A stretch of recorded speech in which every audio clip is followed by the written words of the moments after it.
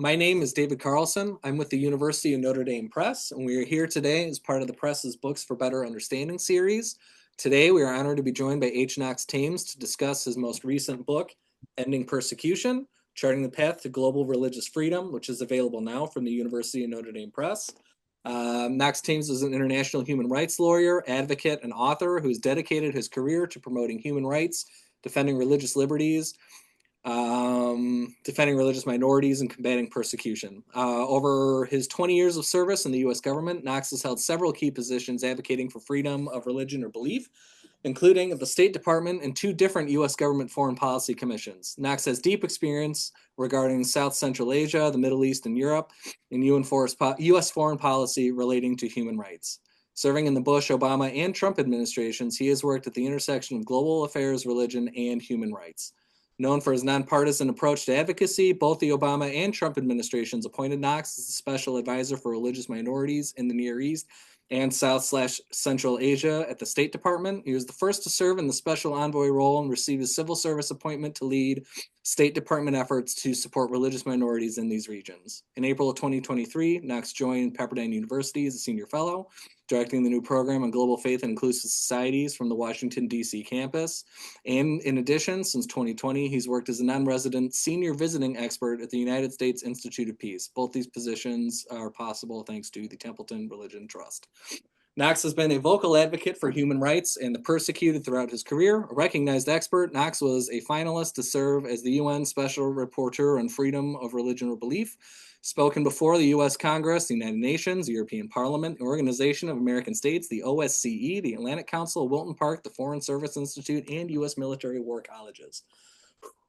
Knox has written widely, including for USA Today, The Washington Post, Foreign Policy, Times, CNN, Newsweek, Real Clear Politics, The Times of London, the Harvard Human Rights Journal, the Yale Journal of International Affairs, the Small Wars Journal, and others. He literally wrote the book on religious freedom advocacy, initiator and lead author of International Religious Freedom Advocacy, a guide to organizations, law, and NGOs, and also, of course, ending persecution. How he finds the time to squeeze in books like this is, truly astonishing, let alone joining us here today. We are also thrilled to be joined by Dr. Gordon Peake, a senior advisor for the Pacific Islands with the United States Institute for Peace's Asia Center. Over Dr. Peake's 20-year career, he has worked as a long-term advisor to the Bougainville and Timor-Leste governments and consulted on policing, justice, and political economy issues in the Pacific for bilateral donors and development banks.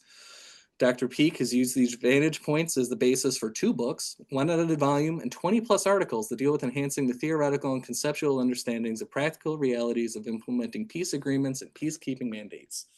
Dr. Peake's first book, Beloved Lands, Stories, Struggles, and Secrets from Timor-Leste, was the winner of 2 Australian Book Awards, the judging panel describing it as, quote, a compelling work merging the personal with the historical, surprising, sometimes confronting, and very poignant. His second book, Unsung Land, Aspiring Nation, recounts his experience working in the would-be nation of Bougainville, and he is currently working on a 3rd book.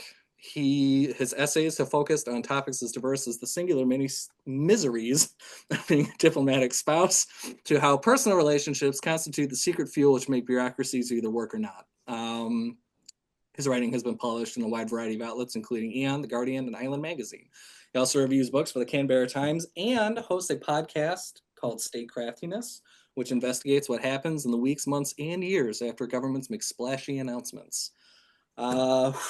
All right, and now I'm going to turn it over to Dr. Peake. Thank you. Well, thank you, David, and what wonderful introduction. So you should be our agent. This is terrific, and I was delighted that Knox asked me to to participate in this kind of little discussion about what I think is a really valuable, interesting, and compelling book. Now, you always, whenever one reads a book written by someone whose work you admire, there's a certain amount. I am Catholic. It's the University of Notre Dame Press. I can do this. There's a certain amount of like, is this going to be a good book or not? And I sort of had that feeling before I embarked upon the book. And even after a couple of pages, I realized that any concerns I would have had or fears of running into Knox in the coffee shop and telling him what a great book he'd written, but secretly thinking something else in the silence of my heart was not the case. It's a wonderful, wonderful book. And it's a kind of pebble dash of a book in a way. It's a form of memoir. It's a form of reflection. It takes readers behind bureaucratic curtains, which, as you sort of saw in your introduction, is something that ever fascinates me. We are speaking today at the United States Institute of Peace.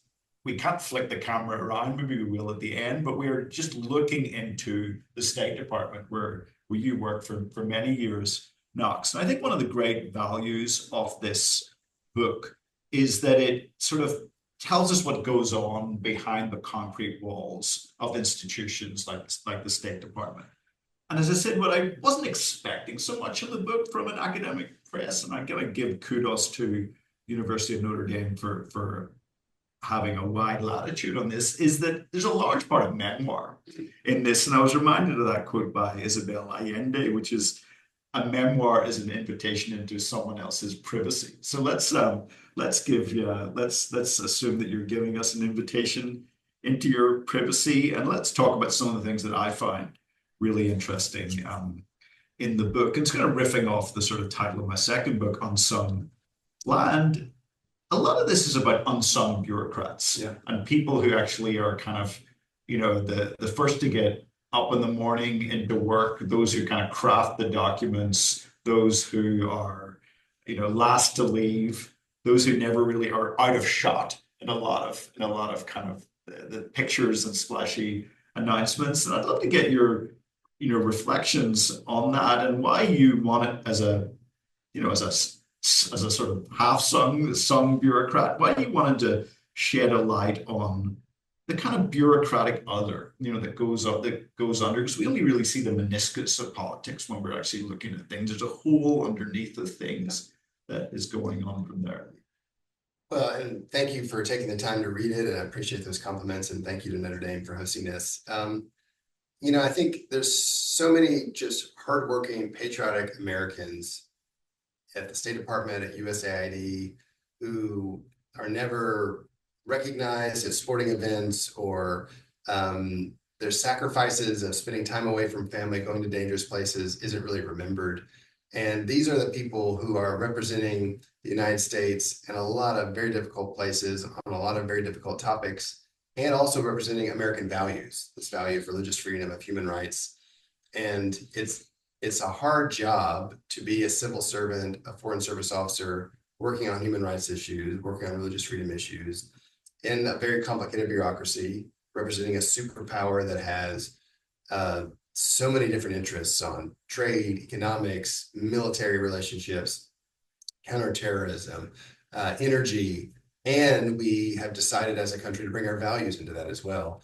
And so it's hard work to make sure that the United States speaks about those values and follows up those words with consequences when countries are harming their own citizens because of what they believe or don't believe.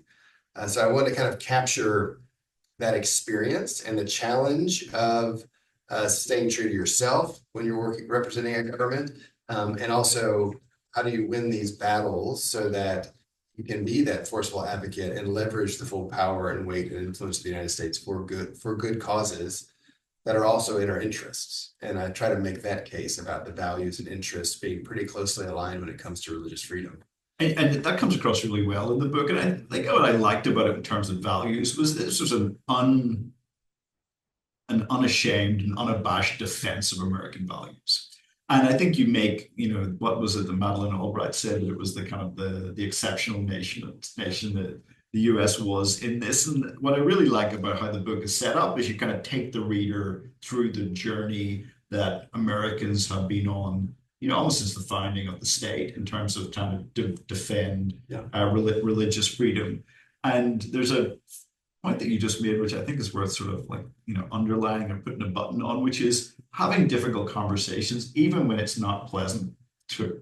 Because sometimes we think diplomacy is something that's all about, it's like, nice to meet you, let's shake our hands. But actually, a lot of it involves very, very difficult difficult conversations, including with allies. And you are not unafraid in the book to talk about some of the difficult conversations that you had with U.S. allies. We'll get a little to the chapter on Saudi Arabia and on education in a little bit, but something really struck me, which, as I was reading, which is, it's almost a throwaway line in the book, but it's something like, it goes somewhere along the lines of, it's much easier to deal with authoritarian governments than it is to deal with democratic governments. And I kind of had, was like, that's not what I thought it would be, because democracy is all about sort of pluralism and democratic values, but yet you have a very compelling case about why democracies are much harder to deal with than authoritarians. And I'd love you to talk a little bit more about the audience for that. Yeah, I remember, and I talk about this in the book, going from, when you're at the State Department, your day is packed with meeting after meeting after meeting. One country in one region, a different country in a different region, allies, adversaries, and this kind of funny revelation to this point that when you're dealing with an authoritarian regime and you want to see reforms happen, there's really just one person you need to convince, and it's the guy at the top, and it's almost always a guy. And all the other ministries are directly tied to the person at the top. So, when you're talking to the foreign minister, minister of interior, they have a direct line to their patron, their boss. And if you can convince them to make change, either because it's in their interest, because the U.S. will be angry at them, or they might actually care about the well-being of their people, which is usually not the case, and they decide to make the change, you'll see good things happen.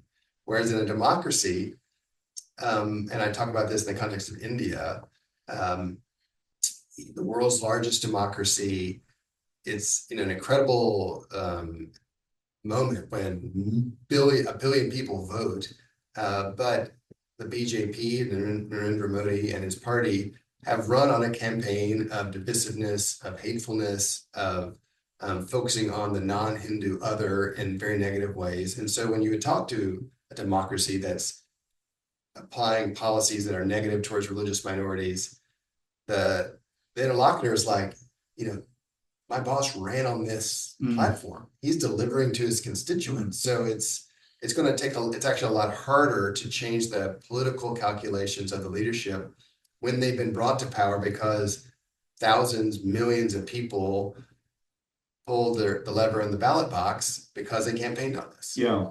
And it's going to be a much trickier issue to fix as well. Yeah, I mean, I didn't have Uzbekistan as an easier country to deal with than India when it comes to religious freedom on my mental bingo card before I bought the book. But it really struck me that was something really, really striking about it. Now I want to talk a little bit, Knox, about one of the chapters that I think probably the chapter that affected me the most deeply, and I'll explain why in a kind of two-part question. Let me ask the first part, and it's the chapter about Saudi Arabia, which is both an authoritarian state, but also one of probably the most, in the top 5 US's most important allies. Sure. And you were handed a CD-ROM, if you cast your minds back, readers, to watchers and viewers, to what it was like in 2007, which contained Saudi Arabia, which is obviously a sort of unusual thing, Saudi Arabia's education curriculum. Yeah. And you ran it through whatever was the equivalent of sort of opposite software. You got 2 Arabic speakers to help you. But what you found was quite profound, and it had to lead to some very difficult conversations. Yeah, it was this task after 9/11 with so many of the attackers coming from Saudi Arabia. It really woke up the Washington establishment that of the noxious ideology that has been exported and inculcated both domestically and externally by these bad Saudi actors. And a big part of that was education. And so this was during the Bush administration. The religious freedom ambassador gave me the whole Saudi curriculum on a CD-ROM, and I was to go through it and see what I found regarding calls for violence against religious minorities or Shia Muslims or polytheists, how to speak about women, members of the LGBT community. And the findings were shocking. And then we we spoke to the Saudi ambassador about it. And how did that conversation go? Not good, but it was important that those conversations were happening, and he knew, we knew. And I think this is where, I talk about the tools that the United States has. First is just sort of showing we know. And while the United States voice doesn't carry quite as far as it used to, it's still powerful, and it can put the abusers on notice. And when done publicly, encourage the afflicted that the United States doesn't like what it sees in a partner country like Saudi Arabia, or even an ally like you would have in, say, Turkey. And so that engagement, that we did the homework, that we spoke to them on specifics, like line by line, like chapter 3, page 29, it said, go kill the Jew behind the tree. You really don't need to be teaching your 5th graders that, and to the Saudis' credit, it took a lot longer than we wished, but they did remove the vast majority of the violent language. And of course, this is all caveated with the Saudis. Every country has the right to teach their children sort of the historic or established faith that doesn't violate international law. But what gets problematic is when it denigrates other beliefs in the country or other beliefs outside the country. And then what was alarming was when textbooks back then was taking that next step of saying, these people don't deserve life. And that's the kind of mentality that gets, that infects, the brains of young people, and then can lead them to undertake the horrors of 9/11. Yeah, and I mean, that's implied very clearly in the book, and it comes across really well. I mean, that chapter appealed to me for 2 reasons. Like, one of which is it's a really well worked chapter. Each of your chapters begin with really enticing and appealing and sort of confrontational stories of where, as if at some point when you were on a mission doing something, and so it works at that level. But I think what I find really interesting about books is you kind of go on 2 journeys when you're reading them. You go on the author's journey, the journey that you've been on, and we follow you through. But probably the most profound journey is the journey the reader goes on when he or she is reading the book. And it really made me sort of think back to my own childhood in growing up in Northern Ireland. I grew up in a deeply segregated society. I grew up going to a Catholic school. I grew up where it was very, very difficult to meet someone from the quote unquote other side. And I kind of think about the values that were inculcated into me, like sort of by osmosis in a way. I mean, there was nothing in any way comparable to what you write about in the chapter, but it made me think, what a deeply divided society I lived in, and how, unless I left that society, I would never have the opportunity to kind of think about, some of these issues as well. When you and I kind of joked to each other when we met each other, a Baptist and a Catholic is probably as far as, and the different strains of it. But I think it really resonated with me, that section of the book. And it kind of shows that, religious freedom issues, like they don't happen in kind of far off countries, but they're really important issues, like in our, in a place like Northern Ireland, in a place like the United Kingdom, in a place like the Republic of Ireland. And it goes to show how much of our formative years, how much of our identities are formed by what we're being taught. And I think this is one of the themes of the book, is this idea of, the reality of the 21st century is that everybody's everywhere, right? So I grew up in rural Kentucky. It was the second most homogeneous state in the country when I was growing up. Just wasn't diversity. It was kind of like Northern Ireland in a lot of regards. But now people and cultures and faiths that we would have read about in encyclopedia, or our boys read about on a Wikipedia, they're playing with on the playground, we're rubbing shoulders with them at the grocery store. And, in the best of cases, that leads to synergies and interesting collaborations and understanding. But we also know it's the sort of the human state of being that we're afraid of things we don't understand and we don't know about. Yeah. And so I think this is where education is such an important tool to give young people sort of the tools to deal with this modernity, this challenge of everybody everywhere. So it's not a challenge, it's welcome. They're not afraid. They're seen as equals, and I don't have to agree with what they believe, but we can both agree that you have the right to believe it and shouldn't be penalized for it or discriminated against because of it. And this is where the chapter on education uses the Saudi example as like worst case, and then sort of challenges the United States and other like-minded countries to think about, okay, how do we use our development aid to spark new thinking about how we teach tolerance to kids? I mean, we focus on reading, writing, and arithmetic, all very important. But if we're not teaching kids how to live together with people different from themselves, we're never going to get upstream of the human rights abuses that we're experiencing and grappling with today. Yeah. And it can help inoculate kids to this virus of hate that is spreading everywhere. Oh, I think that's a terrific metaphor with this sort of inoculation and the sense that my two children are hopefully not photobombing us in the background, but I mean, they are a very different generation to the generation that you and I were brought up. And I like that Wikipedia encyclopedia thing. I mean, they are getting bombarded with information. And I think the importance of kind of standing up for values is something that comes out in the book. I've got a couple of other sort of things that just struck me as I was reading it. And hopefully for you, dear watchers, dear listeners, this gives you a sense about what an exciting kind of like, sort of mildly pulsating book it is in lots of ways. I mean, Knox is kind of hopscotching around the world, having really difficult conversations, and sort of using law and politics and a sort of adroit sense of how government works in Washington, D.C. to kind of to stand up for American values. If you sort of think back on your career and the whole, you've got some wonderful stories in the book about how, when you go to Sri Lanka, when you're in Turkey, there's this kind of sort of chapter about, there's a sort of vignette about Georgia in the book. What's the most difficult conversation that you had? What's the one that you found when you were sort of sitting writing about it, like, how am I going to try to give things, like, what is it that still kind of makes you wake up at night? Because it's easy to have a conversation like this when we're all sort of agreeing with each other. It's difficult when you're looking one-to-one with someone and saying, no, it was immediately. And I talk about it in the book. It's when I visited Pakistan. It's the last time I visited Pakistan in February 2020. Yeah. Right before life is. You had to get a special visa for the thing. Yeah.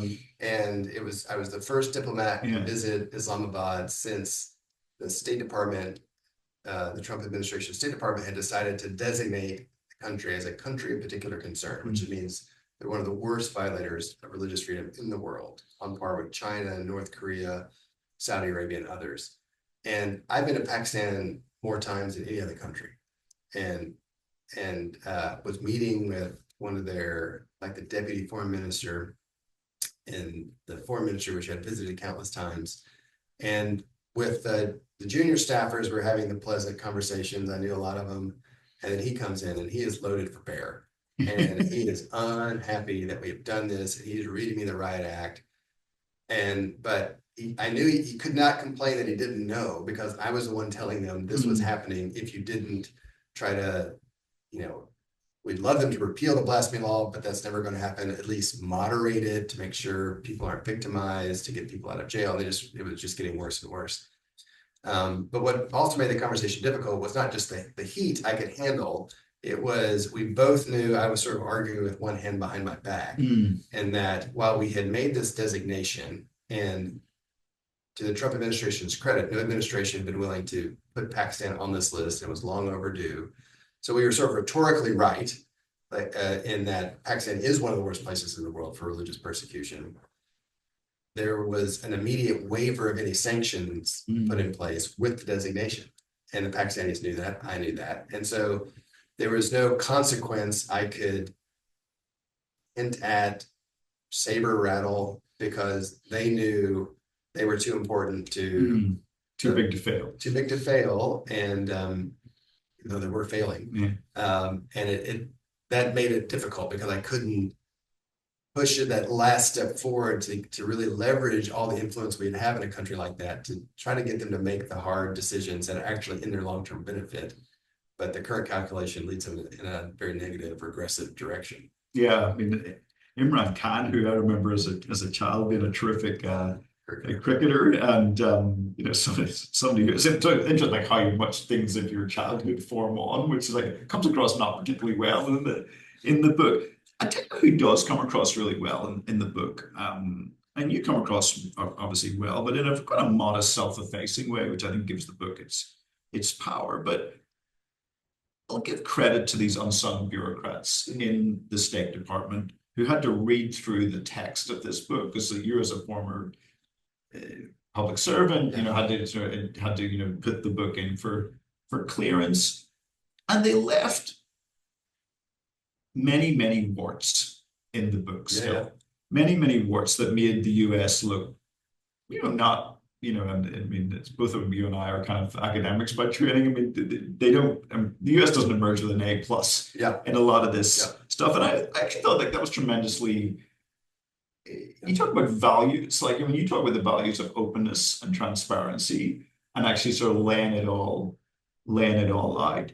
And so I want to give credit to those people actually, who kind of, and you're very pleasant about them in the acknowledgements. But it kind of gets to something I think that is really why the US is sadly exceptional in this regard. I mean, obviously there's the kind of focus on religious freedom, but as a public servant, it's not the dumb thing in other parts of the English-speaking world to write a tell-all-ish memoir like this. There's all this kind of implicit pressuring not to write anything down. So can you just talk us through your journey with the writing of the book? Like, why did you want to write it as opposed to like, stay in a bar near the State Department and tell anyone who was listening their tales? Like, why did you want to write it? And were you worried about the reaction to it, and the sort of process of getting it clear? Because it's a very singular type of American endeavor, and I think it's a good thing. It's many reasons I wanted to write it. I think one is I'm really proud of what the United States does to advance religious freedom and human rights of other people in other countries of other backgrounds that we will never meet. I mean, I think it's an incredibly positive reflection on who we are as a country. Absolutely. And we've devoted a level of resources unmatched by any other country in the world. And I'm proud of that. Every time I would go represent the United States and get to sit behind the placard, I was proud of the work I was doing. And I think it's something as Americans we all should be proud of. But at the same time, we have when I talk about this pandemic of persecution, and being really good isn't good enough right now.